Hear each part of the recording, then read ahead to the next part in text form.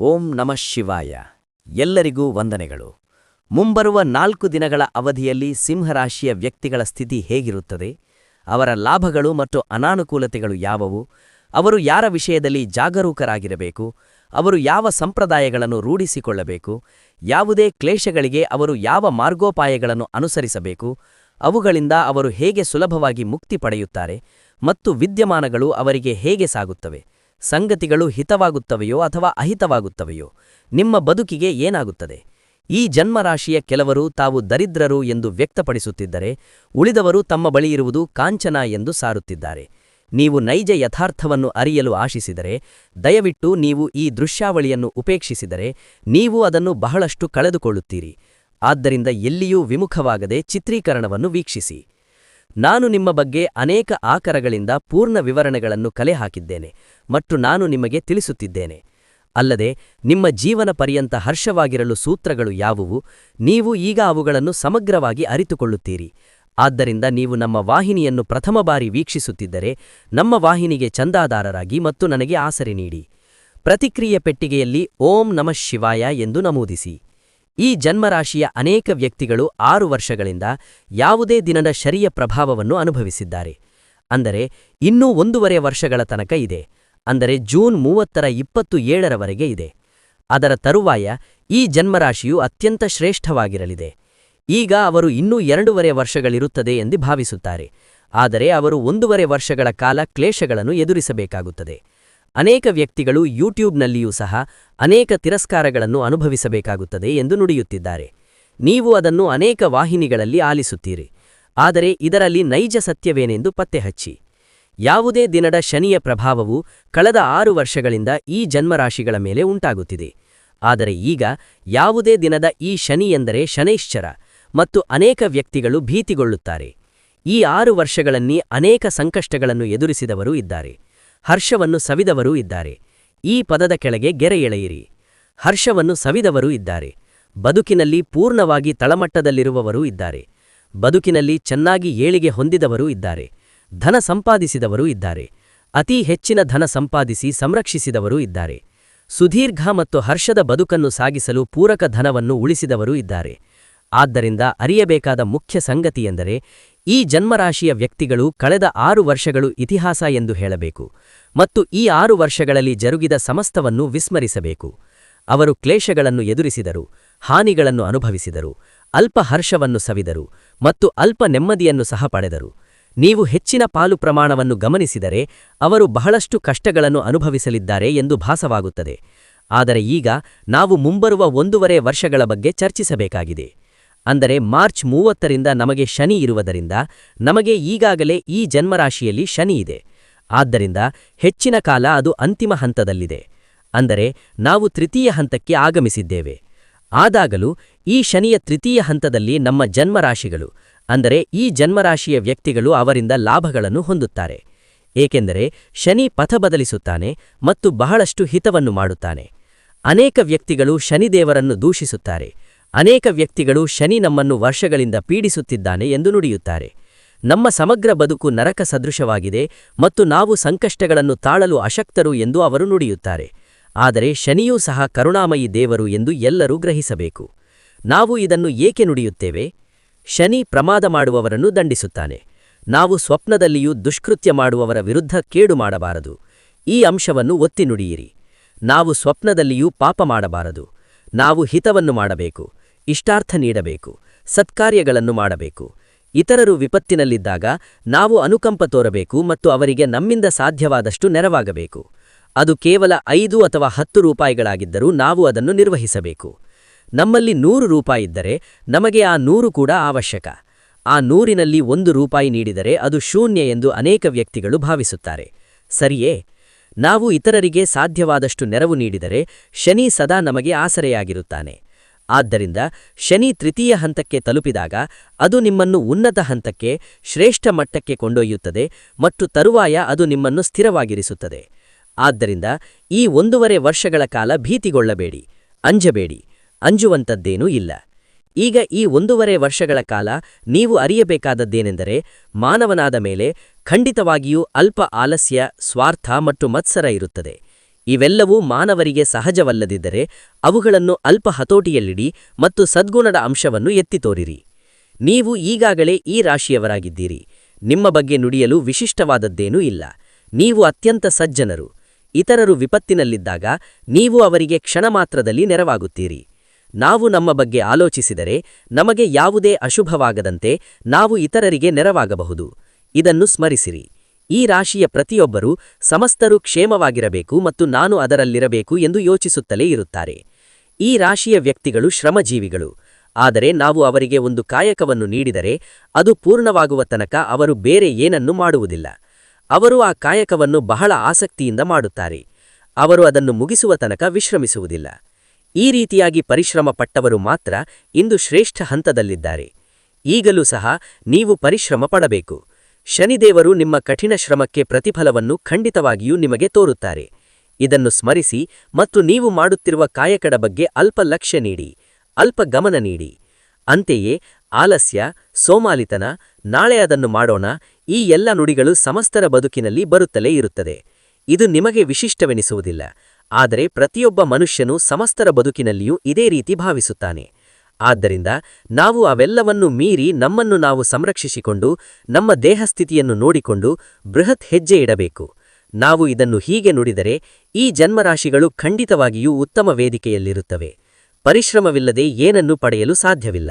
ಆದರೆ ನಾವು ಯಾವುದಕ್ಕಾದರೂ ಪರಿಶ್ರಮಿಸಿದರೆ ನಾವು ಖಂಡಿತವಾಗಿಯೂ ಅದನ್ನು ಹೊಂದುತ್ತೇವೆ. ನಮಗಾಗಿ ವಿಧಿಸಿರುವುದು ಸದಾ ನಮ್ಮದಾಗಿರುತ್ತದೆ. ಅದು ನಮಗಾಗಿ ವಿಧಿಸದಿದ್ದರೆ ನೀವು ಎಷ್ಟೇ ಆತುರಪಟ್ಟರೂ ನಾವು ಅದನ್ನು ಎಂದಿಗೂ ಪಡೆಯುವುದಿಲ್ಲ. ಆದ್ದರಿಂದ ಕಠಿಣ ಶ್ರಮವೇ ಈ ಜನ್ಮರಾಶಿಗಳು ಎಂದು ಅರಿಯಿರಿ.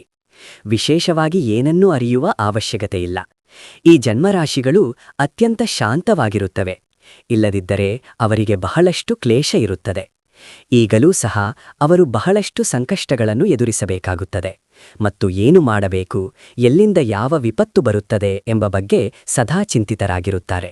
ಆದ್ದರಿಂದ ಅಂತಹ ಯಾವುದರ ಬಗ್ಗೆಯೂ ವ್ಯಥೆಪಡಬೇಡಿ. ನೀವು ಪ್ರೌಢರಾಗಿ ಪರಿಶ್ರಮ ಪಟ್ಟರೆ ಮತ್ತು ಗಂಭೀರವಾಗಿದ್ದರೆ ಯಾವುದೇ ಗ್ರಹವೂ ನಿಮ್ಮನ್ನು ಏನೂ ಮಾಡಲು ಅಶಕ್ತ ಎಂಬುದನ್ನು ಸ್ಮರಿಸಿರಿ. ದೈವಿಕ ಕೃಪೆಯೂ ನಿಮಗೆ ಬಹಳ ಮುಖ್ಯವಾದ ಕಾರಣ ಈಶ್ವರನನ್ನು ಆರಾಧಿಸಿ ಮತ್ತು ನಿಮ್ಮ ಅಚ್ಚುಮೆಚ್ಚಿನ ದೇವರನ್ನು ಪೂಜಿಸಿ. ಆಗೊಮ್ಮೆ ಈಗೊಮ್ಮೆ ಶನಿವಾರದಂದು ಶನಿದೇವರ ತೈಲಾಭಿಷೇಕ ಮಾಡಿ, ಅಲ್ಲದೆ ತೈಲಮರ್ದನ ಮಾಡಿಕೊಳ್ಳಿ. ಮುಂಬರುವ 1.5 ವರ್ಷಗಳು ನಿಮಗೆ ತುಂಬಾ ಸುಲಭವಾಗಿ ಕಳೆದು ಹೋಗುತ್ತವೆ. ನಿಮಗೆ ಬಹಳಷ್ಟು ಹಿತವನ್ನು ಮಾಡುವ ಮೂಲಕ ಕಾಲ ಕಳೆದು ಹೋಗುತ್ತದೆ ಎಂದು ನುಡಿಯಲಾಗುತ್ತದೆ. ಈ ಅಂಶವನ್ನು ಸ್ಮರಿಸಿರಿ ಮತ್ತು ಭೀತಿಗೊಳಗಾಗುವ ಅವಶ್ಯಕತೆ ಇಲ್ಲ ಎಂಬುದನ್ನು ನೀವು ಖಂಡಿತವಾಗಿಯೂ ಸ್ಮರಣೆಯಲ್ಲಿಟ್ಟುಕೊಳ್ಳಬೇಕು. ಅಲ್ಲದೆ ಈ ಮುಂಬರುವ 4 ದಿನಗಳು ಈ ಜನ್ಮರಾಶಿಗೆ ತುಂಬಾ ಮಂಗಳಕರವಾಗಿರುತ್ತವೆ. ನೂತನ ವರ್ಷದ ಆರಂಭದ ತರುವಾಯ ಮತ್ತು ನೂತನ ತಿಂಗಳಲ್ಲಿ ನಿಮಗೆ ಕೆಲವು ಹಿತಕರ ಕಾಯಕಗಳು ಇರುತ್ತವೆ. ಕಾಯಕ, ಉದ್ಯಮ ಮತ್ತು ಸಣ್ಣ ವ್ಯಾಪಾರಗಳಲ್ಲಿ ತೊಡಗಿರುವವರಿಗೆ ಮುಂಬರುವ 4 ದಿನಗಳಲ್ಲಿ ಅವರು ಮಾಡುವ ಸಮಸ್ತವೂ ಕಾಂಚನವಾಗಿರುತ್ತದೆ. ಧನಲಾಭಗಳು ಹೆಚ್ಚಿನ ಸಂಖ್ಯೆಯಲ್ಲಿ ಆಗಮಿಸಲಿವೆ. ನೀವು ಶ್ರೇಷ್ಠ ಹಂತವನ್ನು ಪಡೆಯಲಿದ್ದೀರಿ. ನೀವು ಮಾಡುವ ಕಾಯಕಕ್ಕೆ ಇದು ಒಂದು ಹಿತಕರ ಪ್ರಥಮ ಶುಭವಾರ್ತೆ. ಏಕೆಂದರೆ ನೀವು ಮಾಡುವ ಕಾಯಕಕ್ಕೆ ಏಳಿಗೆ ಯಾರಿಗೂ ಅಷ್ಟು ಸುಲಭವಾಗಿ ಲಭಿಸುವುದಿಲ್ಲ. ಇಲ್ಲದಿದ್ದರೆ ಈ ಜನ್ಮರಾಶಿಗಳು ಶ್ರಮಜೀವಿಗಳಾಗಿರುವುದರಿಂದ ಅವರು ಆಲಿಸುವ ಪ್ರಥಮ ಶುಭವಾರ್ತೆ ಎಂದರೆ ಅವರು ಮಾಡುವ ಕಾಯಕಕ್ಕೆ ಹೆಚ್ಚಿನ ಲಕ್ಷ್ಯ ನೀಡುವುದರಿಂದ ಅವರ ಆದಾಯ ಇಮ್ಮಡಿಯಾಗುತ್ತದೆ. ನೀವು ಇದನ್ನೂ ಸಹ ಸ್ಮರಣೆಯಲ್ಲಿಟ್ಟುಕೊಳ್ಳಬೇಕು. ಸಮಸ್ತ ವಿಷಯಗಳಲ್ಲಿ ನೀವು ಮಾಡುತ್ತಿರುವ ಕಾಯಕ, ಅದು ಸಣ್ಣ ಉದ್ಯಮವಾಗಿರಲಿ ಅಥವಾ ಯಾವುದೇ ವೃತ್ತಿಯಾಗಿರಲಿ, ತುಂಬಾ ಅದ್ಭುತವಾಗಿರುತ್ತದೆ. ಉದ್ಯೋಗದಲ್ಲಿರುವವರಿಗೆ ಸ್ಥಾನಪಲ್ಲಟದ ಸಾಧ್ಯತೆಗಳೂ ಇವೆ. ನಿಮ್ಮ ವರಿಷ್ಠರು ನೀವು ಮಾಡುವ ಕಠಿಣ ಶ್ರಮಕ್ಕೆ ಶ್ಲಾಘನೆ ವ್ಯಕ್ತಪಡಿಸುವ ಸುಳಿವುಗಳೂ ಇವೆ. ಅಲ್ಲದೆ ವಿದ್ಯಾರ್ಥಿಗಳ ವಿಚಾರಕ್ಕೆ ಬಂದಾಗ ವಿದ್ಯಾರ್ಥಿಗಳು ಸಹ ತುಂಬಾ ಶ್ರಮವಹಿಸಿ ಅಭ್ಯಾಸ ಮಾಡುತ್ತಾರೆ. ಸ್ಪರ್ಧಾತ್ಮಕ ಪರೀಕ್ಷೆಗಳ ಬಗ್ಗೆ ನೀವು ಶುಭ ಸುದ್ದಿಯನ್ನ ಆಲಿಸಲಿದ್ದೀರಿ. ನಿಮ್ಮ ಇಚ್ಛೆಯಂತೆ, ನಿಮ್ಮ ಪಾಲಕರು ಆಶಿಸಿದಂತೆ ನೀವು ಉತ್ತಮ ಅಂಕಗಳೊಂದಿಗೆ ಪರೀಕ್ಷೆಗಳಲ್ಲಿ ತೇರ್ಗಡೆಯಾಗಲಿದ್ದೀರಿ. ಇದು ಮತ್ತೊಂದು ಶುಭವಾರ್ತೆ, ಏಕೆಂದರೆ ಶಿಕ್ಷಣವು ಮಗುವಿನ ಬದುಕು ಮತ್ತು ಈ ಜನ್ಮರಾಶಿಯಲ್ಲಿ ಅನೇಕ ವಿದ್ಯಾರ್ಥಿಗಳು ಆ ಶಿಕ್ಷಣಕ್ಕಾಗಿ ತಮ್ಮ ಬದುಕನ್ನ ಅರ್ಪಿಸಿದ್ದಾರೆ ಮತ್ತು ಈ ವರ್ಷ ಶ್ರಮವಹಿಸಿ ಅಭ್ಯಾಸ ಮಾಡಿದ್ದಾರೆ ಮತ್ತು ಆ ಶಿಕ್ಷಣಕ್ಕೆ ಸಮರ್ಪಿತರಾಗಿದ್ದಾರೆ. ಅವರು ಉತ್ತಮ ಫಲಿತಾಂಶವನ್ನ ಕಾಣಲಿದ್ದರೆ ಇದು ದ್ವಿತೀಯ ಶುಭವಾರ್ತೆ. ಶೀಘ್ರದಲ್ಲಿಯೇ ಅನೇಕ ವ್ಯಕ್ತಿಗಳು ಈ ಶುಭ ಸುದ್ದಿಯನ್ನ ಆಲಿಸಲಿದ್ದಾರೆ. ಅಲ್ಲದೆ ಪರಿವಾರದ ಅಂಶವನ್ನ ಗಮನಿಸಿದರೆ ಪತಿ ಮತ್ತು ಪತ್ನಿಯ ನಡುವೆ ಕ್ಷುಲ್ಲಕ ತೊಂದರೆಗಳು ಇದ್ದರೂ ಸಹ ಈ ಜನ್ಮರಾಶಿಗಳು ತುಂಬಾ ವಿವೇಕವಂತವಾಗಿವೆ. ಆದ್ದರಿಂದ ಅವರು ಸಮಸ್ತ ತೊಂದರೆಗಳನ್ನು ಮೆಟ್ಟಿ ನಿಂತು ಪರಿವಾರದ ಬಗ್ಗೆ ಉತ್ತಮ ಜಾಗೃತಿ ಮತ್ತು ಗ್ರಹಿಕೆಯೊಂದಿಗೆ ಮುನ್ನಡೆಯುತ್ತಾರೆ. ದಂಪತಿಗಳ ನಡುವೆ ಉತ್ತಮ ಸಮನ್ವಯ ಇರುತ್ತದೆ. ವಿವಾಹ ಸುಗಮವಾಗಿ ನಡೆದರೆ ಅದು ಸಾಕ್ತದೆ. ಈ ನಾಲ್ವರಲ್ಲಿ ಅವರು ತಮಗೊಂದ ವಿಶಿಷ್ಟ ಗುರುತನ್ನ ತರುತ್ತಾರೆ. ಅದೇ ರೀತಿ ಸಂತಾನದ ವಿಷಯದಲ್ಲಿ ಅವರ ಮಕ್ಕಳು ಅವರು ಆಶಿಸುವ ರೀತಿಯಲ್ಲಿ ವರ್ತಿಸುತ್ತಾರೆ. ಅನುರಾಗಿಗಳ ವಿಷಯದಲ್ಲಿ ನಾವು ಅದನ್ನು ಗಮನಿಸಿದರೆ ಅದು ಪ್ರೇಮಿಗಳಿಗೂ ಪೂರಕವಾಗಿದ್ದದೆ ಎಂದು ನುಡಿಯಬೇಕು. ವ್ಯಥೆ ಪಡುವ ಅವಶ್ಯಕತೆ ಇಲ್ಲ. ಹಿಂದೆ ಅಲ್ಪ ಕಲಹಗಳು ಇದ್ದವು, ಆದರಾಗಿಯೂ ಇಂದಿನಿಂದ ಸಮಸ್ತವೂ ಸಮನ್ವಯಗೊಳ್ಳುತ್ತದೆ. ಮುಂಬರುವ 4 ದಿನಗಳು ನಿಮಗೆ ತುಂಬಾ ಪೂರಕವಾಗಿರುತ್ತವೆ. ನೀವು ಯಾವುದೇ ಹಿರಿಯರನ್ನ ಭೇಟಿ ಮಾಡಿ ನಿಮ್ಮ ಅನುರಾಗದ ಬಗ್ಗೆ ತಿಳಿಸಿ ವಿವಾಹವಾದರೆ ಅದು ತುಂಬಾ ಹಿತಕರವಾಗಿರುತ್ತದೆ. ನೀವು ಇದನ್ನೂ ಸಹ ಸ್ಮರಣೆಯಲ್ಲಿಟ್ಟುಕೊಳ್ಳಬೇಕು. ಇದಲ್ಲದೆ ಸ್ಥಿರ ಆಸ್ತಿ ಕೂಡ ಚಿತ್ರೋದ್ಯಮದಲ್ಲಿರುವವರಿಗೆ ತುಂಬಾ ಮಂಗಲಕರ. ಅಲ್ಲದೆ ನಾನು ಆರಂಭದಲ್ಲಿಯೇ ನುಡಿದಿದ್ದೆ, ನೀವು ಎಲ್ಲಿಯೂ ವಿಮುಖವಾಗದೆ ದೃಶ್ಯಾವಳಿಯನ್ನ ಅಂತ್ಯದವರೆಗೂ ವೀಕ್ಷಿಸಿದರೆ ಮಾತ್ರ ನಿಮಗೆ ಸಮಗ್ರವಾಗಿ ಮನವರಿಕೆಯಾಗುತ್ತದೆ. ಆದರೆ ಈ ಒಂದು ಅಂಶವನ್ನ ಚೆನ್ನಾಗಿ ಸ್ಮರಿಸಿರಿ. ಜನರು ನಿಮಗಾಗಿ ತುಂಬಾ ವ್ಯಥೆ ಪಡುತ್ತಾರೆ. ನೀವು ಎದುರಿಸುತ್ತಿರುವ ಸಂಕಷ್ಟಗಳಿಂದ ನೀವು ವ್ಯಕ್ತಿಗತವಾಗಿ ಬಹಳಷ್ಟು ಕಷ್ಟಪಡುತ್ತಿದ್ದೀರಿ. ಕಷ್ಟಗಳು ಏನೆಂದು ನಿಮಗೆ ಅರಿವಿದೆ, ಹಾನಿ ಏನೆಂದು ನಿಮಗೆ ಅರಿವಿದೆ. ಬೇರೆ ಯಾರಿಗೂ ಏನೂ ತಿಳಿದಿಲ್ಲ. ಹೊರಗೆ 4 ವ್ಯಕ್ತಿಗಳು 4 ವಿಷಯಗಳನ್ನು ನುಡಿಯುತ್ತಿದ್ದಾರೆ. ಆದರೆ ನೀವು ಅನುಭವಿಸಿದ ಸಮಸ್ತ ಸಂಕಷ್ಟಗಳು, ನೀವು ಅನುಭವಿಸಿದ ಸಮಸ್ತ ಹಾನಿಗಳು ನಿಮಗೆ ತಿಳಿದಿವೆ. ಬೇರೆ ಯಾರಿಗೂ ತಿಳಿದಿಲ್ಲ. ದುಃಖ ಏನೆಂದು ನಿಮಗೆ ಅರಿವಿದೆ. ನಿಮ್ಮ ಕಾಯಕದಲ್ಲಿ ನೀವು ಎಷ್ಟು ಪರಿಶ್ರಮ ಪಡುತ್ತಿದ್ದೀರಿ ಎಂದು ನಿಮಗೆ ಅರಿವಿದೆ. ನಿಮ್ಮ ದೇಹ ಸ್ಥಿತಿಯೂ ನಿಮಗೆ ಅರಿವಿದೆ. ಇಲ್ಲದಿದ್ದರೆ ಏನಾಗುತ್ತದೆ? ಇತ್ತೀಚಿನ ದಿನಗಳಲ್ಲಿ ಜನರು ಯಾರಾದರೂ ಸುಧಾರಿಸಿಕೊಳ್ಳುವುದನ್ನು ನೋಡುವುದಕ್ಕೆ ಎಷ್ಟು ಒಗ್ಗಿಕೊಂಡಿದ್ದಾರೆಂದರೆ ಅವರು ಸನ್ನಿವೇಶವನ್ನ ಸಹಿಸಲಾರರು. ಆದ್ದರಿಂದ ನಿಮಗೆ ಏನಾದರೂ ಹಿತಕರ ಅಥವಾ ಅಹಿತಕರ ಸಂಭವಿಸಿದರೂ ಯಾವುದೇ ಶುಭ ಸುದ್ದಿ ಆಲಿಸಲು ಯಾರೂ ಇಲ್ಲದಿರುವಾಗ ಮಾತ್ರ ಗಮನಿಸಿ. ಈ ರೀತಿ ಇರಲು ಯತ್ನಿಸಿ. 4 ವ್ಯಕ್ತಿಗಳೊಂದಿಗೆ ಎಂದಿಗೂ ಸೇರಬೇಡಿ. ಅಲ್ಲದೆ 4 ವ್ಯಕ್ತಿಗಳೊಂದಿಗೆ ಏನನ್ನೂ ಹಂಚಿಕೊಳ್ಳಬೇಡಿ. ನಾವು ಇದನ್ನು ಏಕೆ ನುಡಿಯುತ್ತಿದ್ದೇವೆ? 4 ವ್ಯಕ್ತಿಗಳೊಂದಿಗೆ ಸೇರುವುದು ಖಂಡಿತವಾಗಿಯೂ ನಿಮ್ಮನ್ನು ಕುಗ್ಗಿಸುತ್ತದೆ ಎಂದು ನಾನು ನಿಮಗೆ ತಿಳಿಸುತ್ತಿದ್ದೇನೆ. ಏಕೆಂದರೆ ನೀವು ತುಂಬ ಸಜ್ಜನರು ಮತ್ತು ತುಂಬ ವಿವೇಕವಂತರಾಗಿದ್ದರೂ ನಿಮ್ಮ ಏಳಿಗೆ, ನಿಮ್ಮ ವಿವೇಕ ಮತ್ತು ನಿಮ್ಮ ದೃಷ್ಟಿಕೋನವನ್ನು ತಾಳಲಾರದ ಅನೇಕ ವ್ಯಕ್ತಿಗಳಿದ್ದಾರೆ. ಅವರಲ್ಲಿ ಹೆಚ್ಚಿನವರು ಅಸತ್ಯ ಪ್ರಚಾರವನ್ನು ಹರಡಲು ಸಹ ಸನ್ನದ್ಧರಾಗಿದ್ದಾರೆ. ಆದ್ದರಿಂದ ಅಂತಹ ವ್ಯಕ್ತಿಗಳಿಗೆ ಅವಕಾಶ ನೀಡಬೇಡಿ. ನಿಮ್ಮ ಕಾಯಕವನ್ನು ಚೆನ್ನಾಗಿ ಮಾಡಿ. ಜನರುವಿಗೆ ಹೆಚ್ಚು ಸಂದರ್ಕದಲ್ಲಿರಬೇಡಿ ಮತ್ತು ನಿಮ್ಮ ಮೌಲ್ಯವನ್ನು ನೀವೇ ಸಂರಕ್ಷಿಸಿಕೊಳ್ಳಲು ಯತ್ನಿಸಿ. ನೀವು ಹೆಚ್ಚು ಅಂತರ ಕಾಯ್ದುಕೊಂಡಷ್ಟು ಶ್ರೇಯಸ್ಕರ ಎಂಬುದನ್ನು ಸ್ಮರಿಸಿರಿ. ನಿಮ್ಮ ಪರಿವಾರಕ್ಕೆ ಸಂಬಂಧಿಸಿದ ವಿಷಯಗಳು ನಿಮ್ಮ ಪತ್ನಿ ಅಥವಾ ಪತಿಗೆ ಸಂಬಂಧಿಸಿದ್ದರೂ ಈ ವಿಷಯಗಳಲ್ಲಿ ಯಾವುದೂ ತೃತೀಯ ವ್ಯಕ್ತಿಗೆ ಅರಿವಾಗದಂತೆ ಎಚ್ಚರವಹಿಸಿ. ಅದನ್ನು ಅರಿತುಕೊಂಡರೆ ಸಮಗ್ರ ಸನ್ನಿವೇಶವೇ ಅಶಕ್ತವಾಗುವ ಸಾಧ್ಯತೆಯಿದೆ. ಅಂದರೆ ಅತ್ಯಲ್ಪವಾಗುವ ಸಂಭವವಿದೆ. ಯಾರೂ ನಮಗೆ ಏನನ್ನೂ ನೀಡುವುದಿಲ್ಲ. ಯಾರೂ ನಮಗೆ ಏನನ್ನೂ ತಂದು ನಾವು ವಿಪತ್ತಿನಲ್ಲಿದ್ದೇವೆ ಎಂದು ನುಡಿಯುವುದಿಲ್ಲ. ಈ 100 ರೂಪಾಯಿಗಳನ್ನು ಸ್ವೀಕರಿಸಿ ಅದನ್ನು ಬಣಸಿ. ಆದ್ದರಿಂದ ಅಂತಹ ವ್ಯಕ್ತಿಗಳಿಂದ ದೂರವಾದಷ್ಟು ಶ್ರೇಯಸ್ಕರ ಎಂಬುದನ್ನು ಸ್ಮರಿಸಿರಿ. ಇದನ್ನು ಖಚಿತವಾಗಿ ವಿಸ್ಮರಿಸಬೇಡಿ. ಮತ್ತು ಈ 3 ದಿನಗಳಲ್ಲಿ ಪಯಣ ಜರುಗುತ್ತಿದೆ ಎಂಬ ಅಂಶಕ್ಕೆ ಬಂದಾಗ ಒಂದು ದಿನ ನಿಮಗೆ ಪ್ರವಾಸವಿರುತ್ತದೆ. ಈ ಪ್ರವಾಸವು ತುಂಬಾ ಸುಗಮವಾಗಿರುತ್ತದೆ. ಬಂಧುಗಳ ಸಮ್ಮಿಲನವು ನಿಮಗೆ ಹರ್ಷವನ್ನು ನೀಡುತ್ತದೆ. ಈ 3 ದಿನಗಳು ಸಹ ಬಹಳ ಹರ್ಷದಿಂದ ಕಳೆಯುತ್ತವೆ. ಏಕೆಂದರೆ ಹಬ್ಬಗಳು ಆಗಮಿಸುತ್ತಿವೆ. ಆದ್ದರಿಂದ ಈ ಜನ್ಮರಾಶಿಗಳಿಗೆ ಶುಭವಾರ್ತೆ ಎಂದರೆ ನಿಮ್ಮ ಕಾಯಕದಲ್ಲಿ ನೀವು ಉತ್ತಮ ಪ್ರಗತಿಯನ್ನು ಹೊಂದಿರುತ್ತೀರಿ. ಸಂತಾನದ ಬಗ್ಗೆ ನೀವು ಶುಭ ಸುದ್ದಿಯನ್ನು ಆಲಿಸುತ್ತೀರಿ. ಈ 2 ಶುಭವಾರ್ತೆಗಳು ನಿಮ್ಮಲ್ಲಿದ್ದರೆ ನಿಮಗೆ ನಿಶ್ಚಿತವಾಗುತ್ತದೆ. ಈ 3 ದಿನಗಳು ನಿಮಗೆ ಅಪೂರ್ವವಾಗಿರುತ್ತವೆ ಮತ್ತು ಇಂದಿನ ಶನಿಯ ಪ್ರಭಾವವು ನಿಮ್ಮ ಮೇಲೆ ಚೆನ್ನಾಗಿ ಗೋಚರಿಸುತ್ತದೆ. ದೇಹಸ್ಥಿತಿಯೂ ನಿಮಗೆ ಪೂರಕವಾಗಿರುತ್ತದೆ. ಭೂತಕಾಲಕ್ಕಿಂತ ಈಗ ನೀವು 90% ಉತ್ತಮವಾಗಿರುತ್ತೀರಿ ಎಂಬುದನ್ನು ಸಹ ಸ್ಮರಿಸಿರಿ.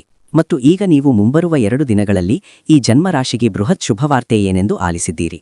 ನೀವು ಈ ದೃಶ್ಯಾವಳಿಯನ್ನು ಇಷ್ಟಪಟ್ಟರೆ ಅದನ್ನು ಇತರರೊಂದಿಗೆ ಹಂಚಿಕೊಳ್ಳಿ. ಅಲ್ಲದೆ ನೀವು ನಮ್ಮ ವಾಹಿನಿಯನ್ನು ಪ್ರಥಮ ಬಾರಿ ವೀಕ್ಷಿಸುತ್ತಿದ್ದರೆ ನಮ್ಮ ವಾಹಿನಿಗೆ ಚಂದಾದಾರರಾಗಿ ಮತ್ತು ನನಗೆ ಆಸರೆ ನೀಡಿ. ನನ್ನ ದೃಶ್ಯಾವಳಿಯನ್ನು ವೀಕ್ಷಿಸಿದ್ದಕ್ಕಾಗಿ ವಂದನೆಗಳು.